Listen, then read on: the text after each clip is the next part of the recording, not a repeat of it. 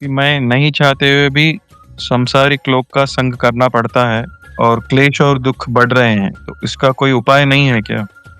उपाय तो एक ही है, संसार में रह के दूसरों से कांटेक्ट तो करना ही पड़ेगा, उसके बिना तो जीवन नहीं है।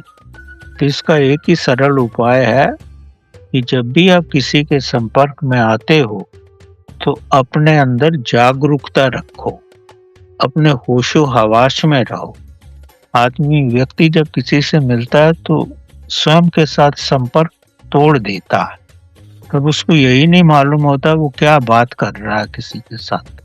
अगर आपको स्वयं के साथ संपर्क है, अपनी आत्मा के साथ हो, आप जागरूक हो, तब आप किसी के साथ हो तो उससे कोई फ़र्क नहीं पड़ता।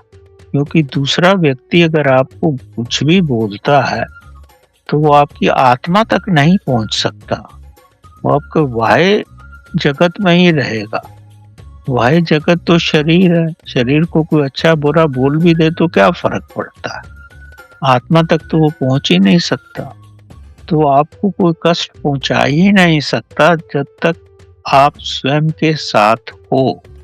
अगर आप स्वयं के साथ रहोगे, तो आपको जीवन में कोई कष्ट ही नहीं होगा। क्योंकि शरीर को कष्ट तो बाह्य रूप का ही कष्ट होता है, भीतर तो आप हो ना, उसको तो कष्ट कुछ होगा ही नहीं।